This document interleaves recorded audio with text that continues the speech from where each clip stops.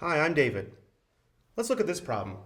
We're given the definite integral from 0 to 2 of dx over x squared minus 2x plus 2. And we're asked to find this definite integral by completing the square and then find an approximate answer to this integral by using the trapezoidal rule with n equals 4 trapezoids, and then see how closely our actual value is, how close our actual value is with our estimated value using the trapezoidal rule.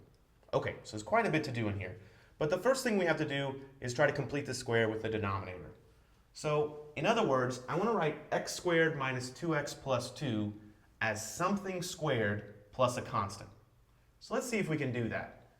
If I'm going to write x squared minus 2x plus 2 equals something squared, I'm going to have x squared minus 2x plus something minus that same something plus 2.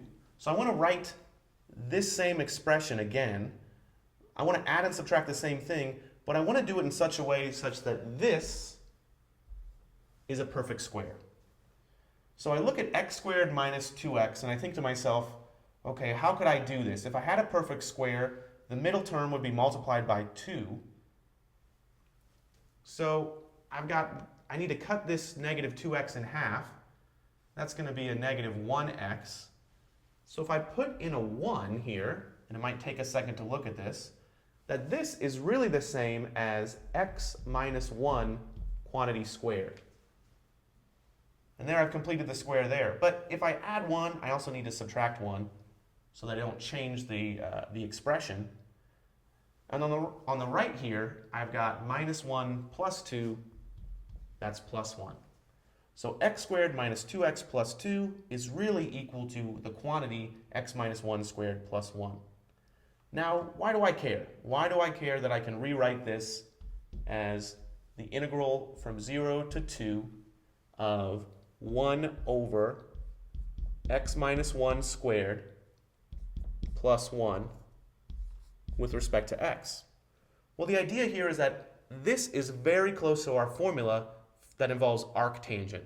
I have 1 over something squared plus 1 is actually 1 squared. So I can use my formula for the integral involving arctangent. Okay, but in order to do that, I need to do a U-substitution. So let's see what that U-substitution would look like. I need my U to be x minus 1, because I need a U squared right here. Well, if U is x minus 1, then du is just equal to dx. I also need to change my limits of integration. If u equals x minus 1, then x equals 0 changes into u equals 0 minus 1, or negative 1. And x equals 2 changes into u equals 2 minus 1, or 1. So this integral, using this u substitution, is equal to the integral now from negative 1 to 1 of 1 over u squared plus 1, and dx and du are the same, so I can just leave this as a du. Now I've changed this definite integral into one that I can use. I can use my formula involving arctangent. So let's see what I get. This is, well, my constant here is 1, so I have 1 over 1, or just 1, times arctangent of u over 1, or just u, evaluated from negative 1 to 1. So by plugging in, I get arctangent of 1 minus arctangent of negative 1. Now I might be a little concerned here about arctangent. Is it actually defined for 1 and negative 1? But it is. And remember, I'm asking myself, tangent of what equals 1? Tangent of what equals 1? Well, in this case, tangent of pi over 4 equals 1. And then I'm asking myself, tangent of what equals negative 1? Well, tangent of negative pi over 4 equals negative 1. And those are both defined. So I can plug this in. I get pi over 4 minus a negative pi over 4. That's pi over 4 plus pi over 4, which equals pi over 2. And that's my answer. Okay, suppose I had done this using the trapezoidal rule with n equals 4.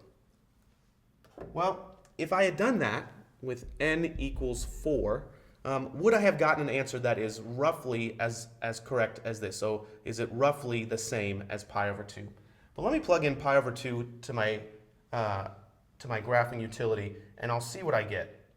So if I plug in pi over 2, I get a number that's approximately, and I'll round it to 4 decimal places, 1.5708 if I round it to 4 decimal places.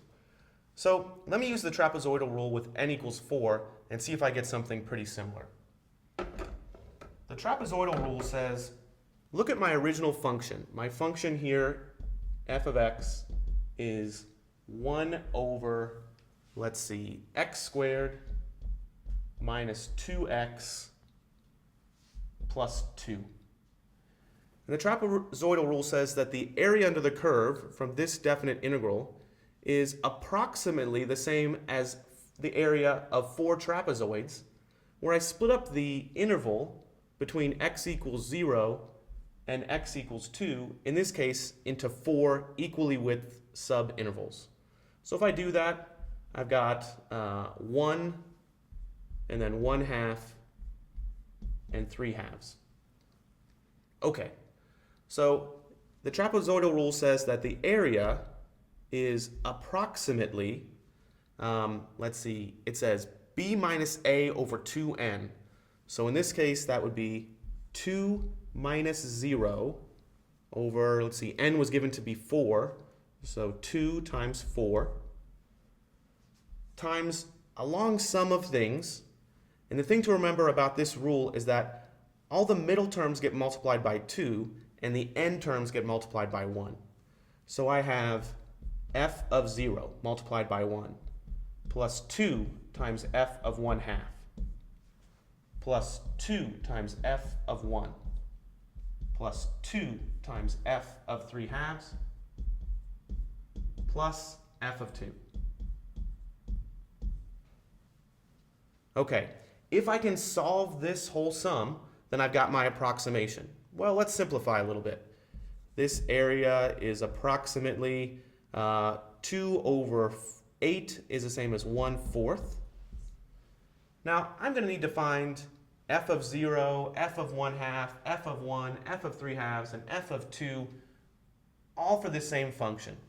So in order to do that, what I'm going to do is I'm going to take my graphing utility, and I'm going to plug in this function right here and graph it. So I'll plot this function, 1 divided by the quantity, I'll remember the parentheses, x squared minus 2x plus 2, end parentheses, and I'll graph that. And if you're on a standard 10 by 10 window, this looks pretty small, so you could zoom in. But either way, I'm going to actually just calculate the values from this, because I don't want to keep on plugging in all these values into this function. So I'm going to calculate what happens when I plug in a value of x equals 0. And I get 0.5 plus 2 times what I get when I plug in a value of 1/2. So I've already got it plugged into my graphing utility, so I'll go ahead and do that. If I plug in an x value of 1/2, I get out an f of x value of 0.8. And I'll keep on going. If I plug in a value of 1, I get out a value of 1. That shouldn't be too hard to see here. I have 1 minus 2 plus 2, so I have 1 over 1. So at least I'm sure that I'm plugging things in correctly. If I plug in a value of 3/2, let's see, 3/2 is the same as 1.5. I get out again a 0.8. And if I plug in a value of 2, f of 2, I get 0.5 again. Okay, so now let me just plug this into my graphing utility. I'll do 0.5 plus, well, 1.6 is 2 times 0.8, plus 2 plus 1.6 plus 0.5, and I'll divide that whole thing by 4, and I get my area is approximately 1.55. Now, in this problem, we're asked to round our answer to 4 decimal places, so I can go ahead and toss on 2 zeros right there. And I want to compare how does this answer look to my actual answer. Well, the trapezoidal rule wasn't quite right, but it takes to the 100th place for there to be some error. My actual answer is approximately 1.5708, and the trapezoidal rule with n equals 4 trapezoids gave me an area of 1.5500. So pretty close. Thanks for watching.